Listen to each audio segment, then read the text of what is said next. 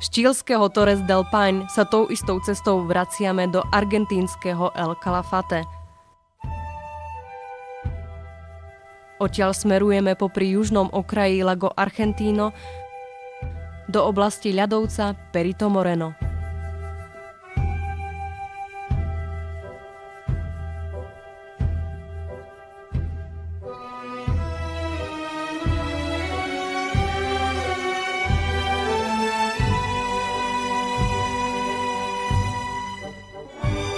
Majestátne kondory s rozpetím krídel okolo 2-3 metrov nám poletujú nad hlavami. Užívajú si voľnosti. Ich domovinou sú juhoamerické Andy. Je to vták s najväčším rozpetím a plochou krídel. Dosahuje hmotnosť až 12 kg. Dožíva sa okolo 70 rokov. Môžu lietať až vo výške 7000 metrov. Živia sa prevažne s dochlinami. Zriedkavo zaútočia aj na divú zver. Tak ako kondory, aj patagónska líška sivá, známa ako Zoro, mala dnes šťastie. Nedá sa vyrušovať. Hoduje na uhynutej ovci.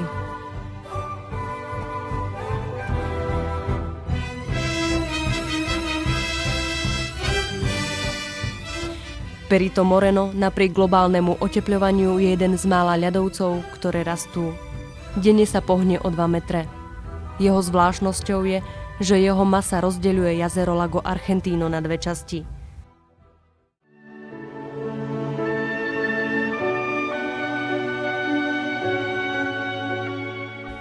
Ľadovec Perito Moreno je 30 km dlhý, 5 km široký a v priemere 70 metrov vysoký. Denne z neho opadávajú kusy ľadu, častokrát o veľkosti domu do studených modrých vôd jazera Lago Argentina.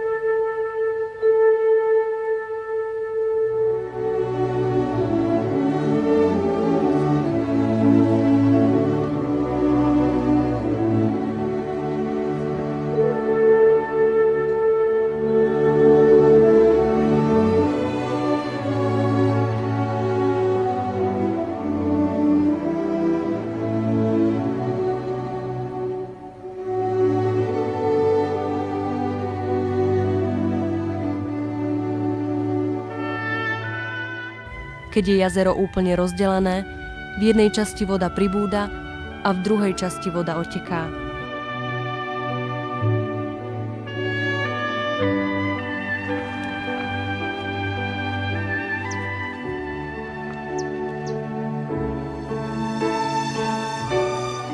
Sila vody v časti jazera s vyššou hladinou za burácania bortiaceho sa ľadu prerazí tunel do časti jazera s nižšou hladinou a veľkou silou sa rúti voda tunelom, aby vyrovnala hladinu v oboch častiach.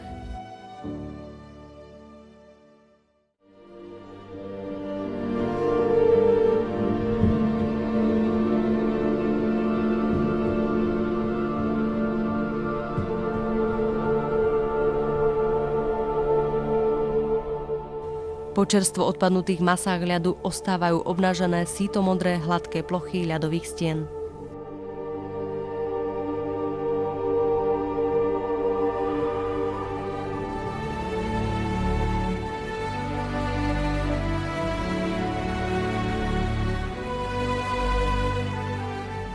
Perito Moreno je súčasťou juhoamerického ľadovcového poľa, ktoré tvorí 48 ľadovcov a je treťou najväčšou zásobárňou sladkej vody na svete.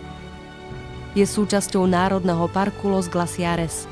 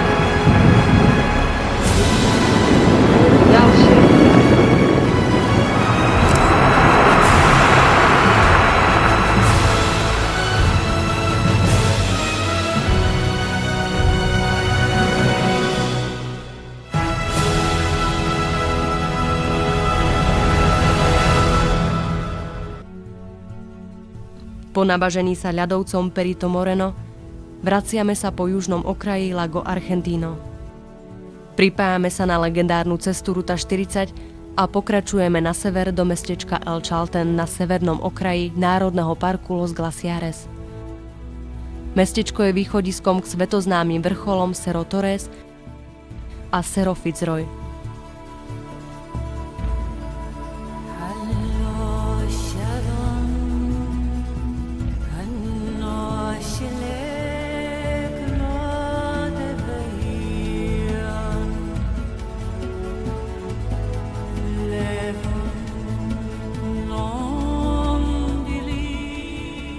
Cerro Fitzroy, miestnym názvom Cerro Chaltén, dymiaca hora, kvôli neustálej oblačnosti.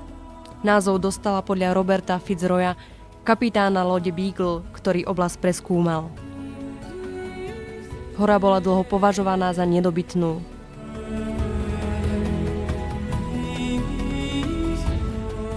Fitzroy a Cerro Torre patria medzi horolezcami a vysokohorskými turistami k legendám, a to aj napriek tomu, že oba štíty nepresahujú výšku 3400 metrov.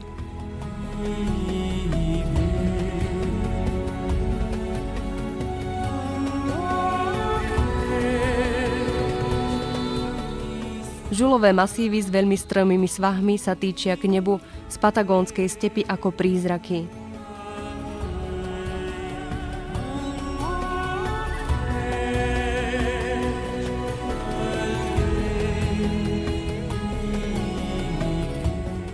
Prvú túru v tejto oblasti podnikáme k Cerro Torre.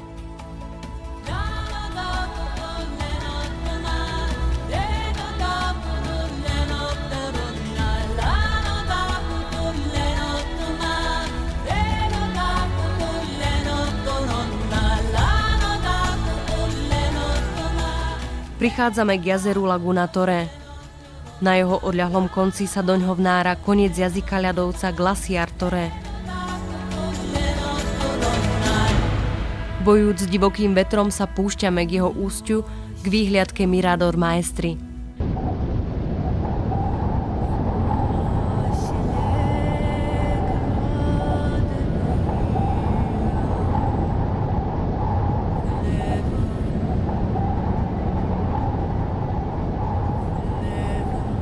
Žiaľ, pre veľkú oblačnosť nad ľadovcom náš dnešný cieľ vrchol Cerro Torre nevidíme.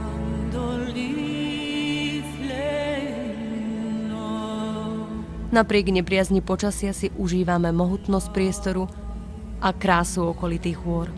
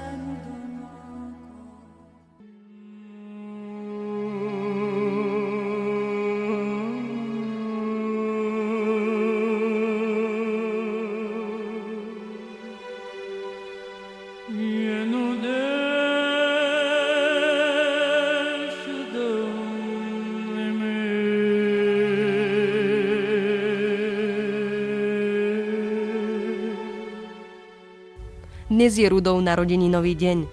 Jedným z darčekov je trek pod Cerro Fitzroy.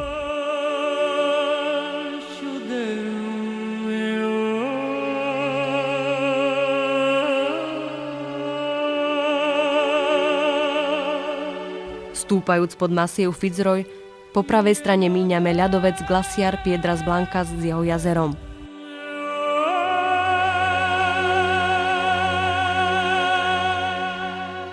Nevieme sa nasýtiť pohľadmi. Aj vrcholec Fitzroy sa postupne odkrýva a ako sa k nemu blížime. Obťažná dostupnosť oboch vrchov je daná hlavne nestabilným podnebím. Často tu dochádza k nepredvídateľným zvratom počasia. Prakticky neustále tu dujú búrlivé vetry a z oboch hôr odpadávajú kusy ľadu a lavíny.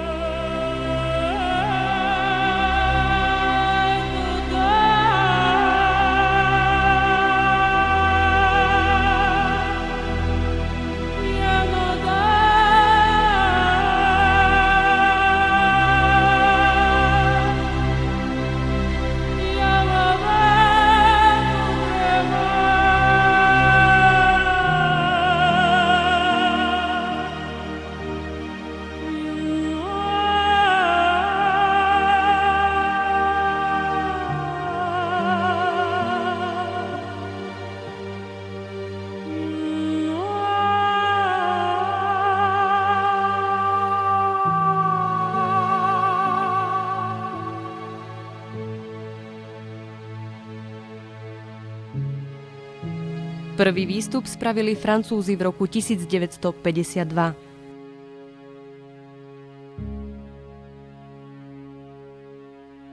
Naše úsilie a námaha dnes neboli zbytočné. Pod nami neskutočne modré jazero Lago Sucia pohlcuje snehovú lavínu. Tvorí gíčovú kulisu masívu Fitzroy.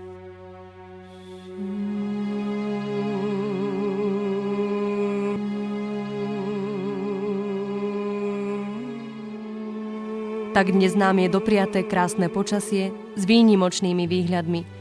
Nevieme sa nabažiť pohľadov na lagúnu de los Tres a glaciár de los Tres.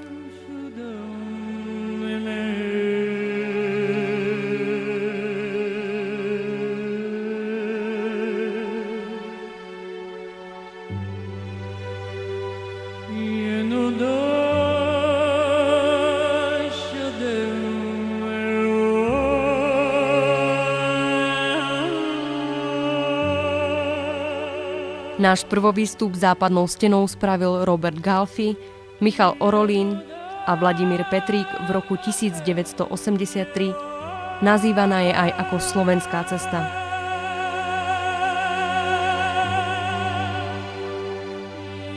Vrchol Fitzroy dymí. Vraciame sa späť do El Chalten. Sme plní zážitkov a hlbokých dojmov. Rudov narodeninový deň sa vydaril.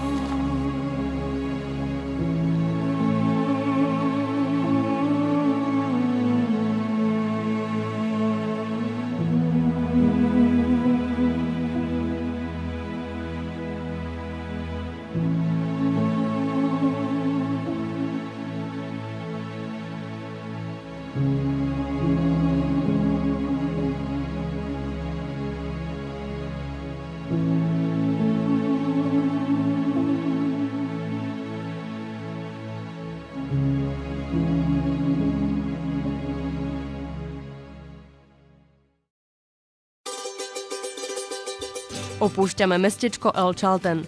Popri jazere Lago Viedma sa vraciame na Ruta 40. Čaká nás vyše 500 kilometrov dlhá cesta cez neobývanú pampu.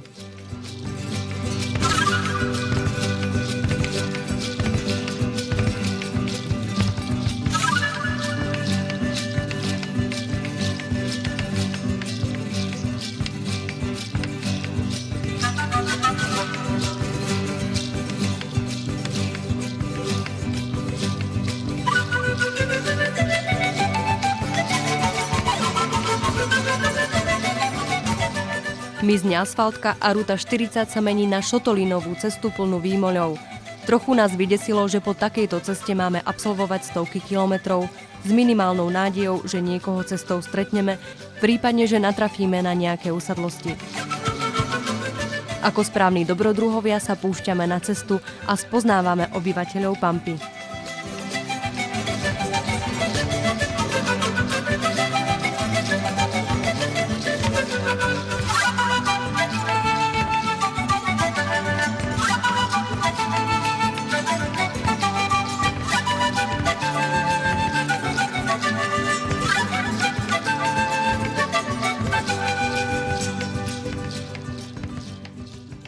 Po neúspešných pokusoch postaviť stan, chtiac nechtiac, nedobrovoľne pokračujeme nocou v jazde.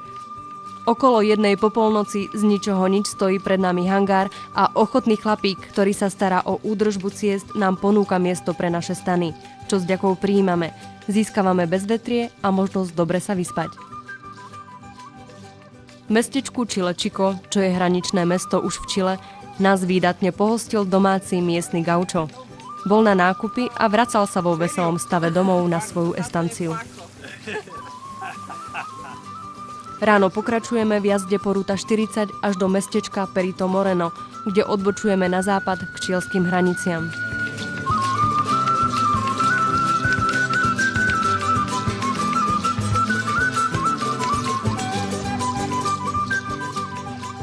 Carretera Austral je legendárna cesta, ktorú v 80. rokoch 20. storočia dal vybudovať generál Alberto Pinochet, aby sprístupnil južnú časť svojej dlhej krajiny.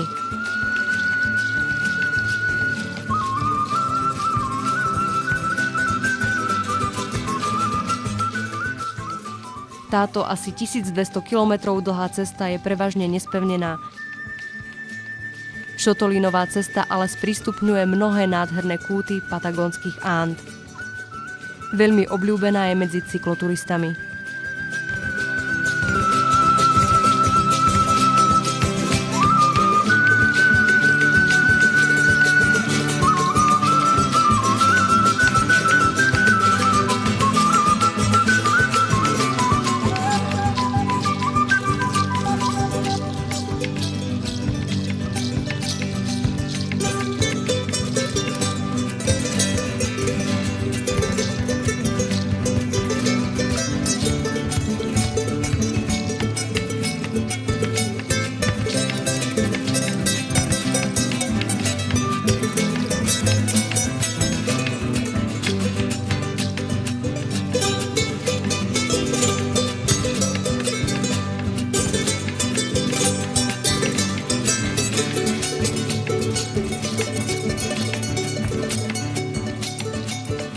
Kopírujeme pobrežie obrovského jazera, ktoré v tejto časti takmer pretína Andy krížom.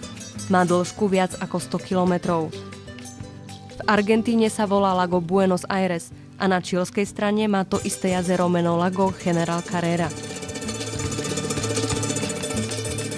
Scenéria je úchvatná, ešte posilnená podvečerným slnkom.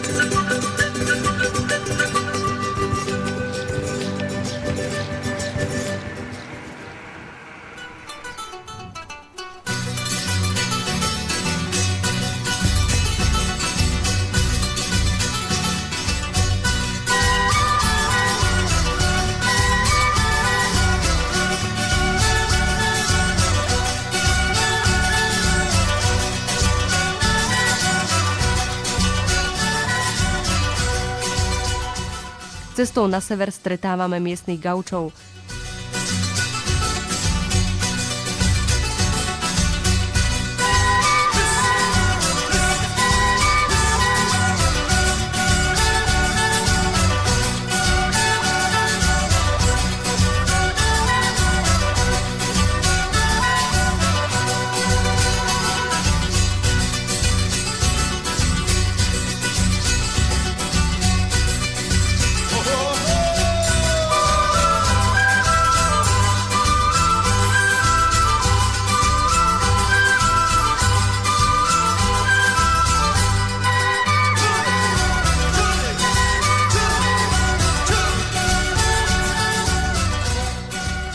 Gaučovia, či už čílsky alebo argentínsky, pracujú na rozsiahlych rančoch, estanciách.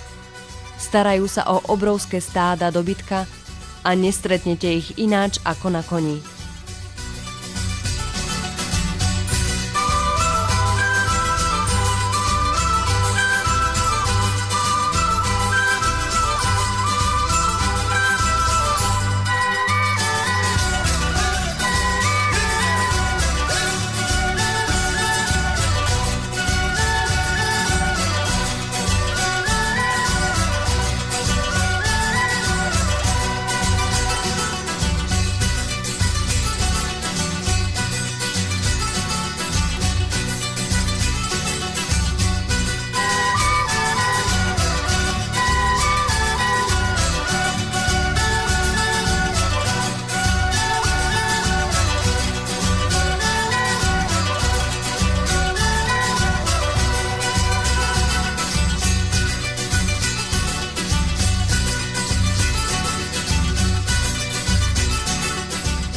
Rio Ibanez v provincii Aysén. Dôvod, prečo sú tieto stromy mŕtve, sme doteraz nezistili.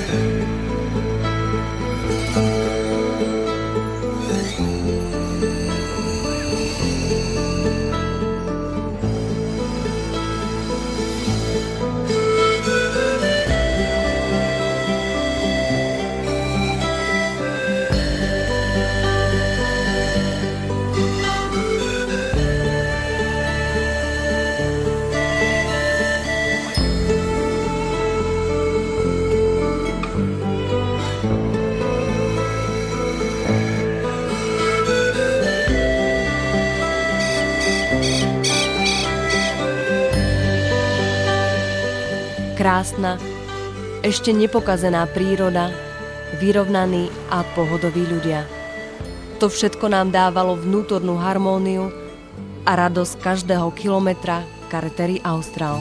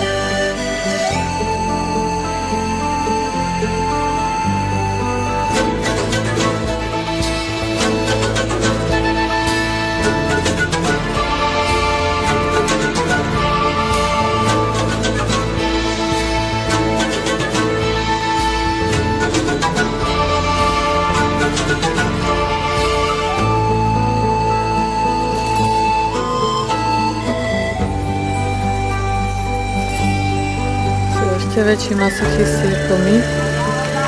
Ale hop, hop, hop. Good luck.